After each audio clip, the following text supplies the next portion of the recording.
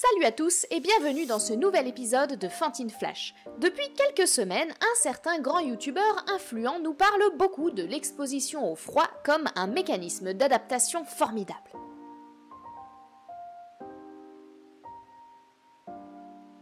Et ça m'a rappelé ces sportifs de haut niveau qui s'immergent dans des bacs à glaçons après les matchs pour, paraît-il, renforcer leur performance.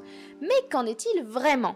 Eh bien, beaucoup d'études ont été menées sur le sujet. Visiblement, dès que la science touche à un milieu qui peut rapporter gros comme le sport, on trouve tout de suite beaucoup plus de budget. Alors forcément, le côté négatif, c'est que toutes ces études ont été réalisées chez des jeunes hommes sportifs, parce que le sport féminin, ça rapporte moins. Donc pour la représentativité, on repassera. Mais si vous êtes un footballeur de 23 ans, alors ces résultats peuvent s'appliquer à vous. Mais qu'est-ce qu'ils disent donc, ces résultats? Ce qui compte principalement pour les entraîneurs des équipes pro, c'est que les joueurs soient capables de retourner rapidement à l'entraînement, voire d'enchaîner sur un autre match en étant tout aussi performants. Ce qui ressort des travaux sur le sujet, c'est que c'est pas très clair. Certaines études concluent que le fait de s'immerger dans de l'eau froide après un match ou un entraînement a une efficacité sur les performances ultérieures 1 heure, 2 heures, voire 24 heures après. Mais les résultats sont disparates. Les méta-analyses des espèces de grosses études qui reprennent tous les résultats précédents n'ont jamais réussi à démontrer un effet net et important sur les performances. Et surtout, la plupart se concentrent sur les effets du froid quelques heures ou quelques jours après l'immersion seulement. Sauf que voilà, une autre méta-analyse s'est intéressée aux effets au long cours d'une immersion répétée et régulière dans l'eau froide.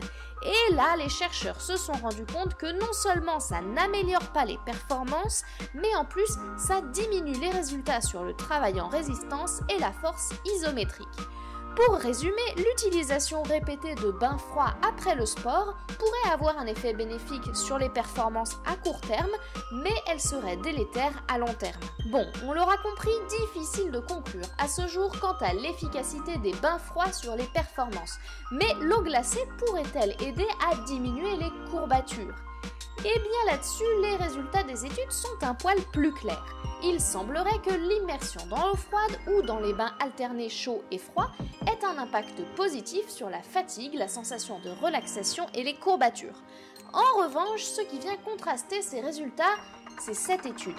En gros, des chercheurs ont voulu savoir si les effets des bains froids étaient dus au froid en lui-même ou s'ils résultaient simplement d'un effet placebo, dû au fait que tout le monde dit que ça marche.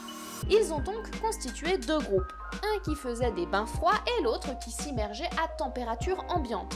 Mais ils ont fait croire aux 2 groupes que la technique qu'ils utilisaient était très efficace pour diminuer les douleurs et augmenter leur performance. Eh bien, devinez quoi? Les 2 groupes ont eu exactement les mêmes résultats, ce qui suggérerait que l'effet positif des bains froids serait au moins en partie dû à un effet placebo. Donc au final, prendre une douche ou un bain froid après le sport, c'est utile ou pas? Ça dépend de l'objectif. C'est au moins utile pour augmenter la sensation de bien-être et de relaxation, et ça peut aussi être le cas pour les douleurs, même si c'est possiblement en partie via un effet placebo. En revanche, sur les performances physiques, il semblerait que cela puisse améliorer les résultats tout de suite après, mais ce n'est probablement pas un bon calcul sur le long terme. Allez, on se retrouve très bientôt pour un nouvel épisode Flash. D'ici là, portez-vous bien et gardez votre esprit critique.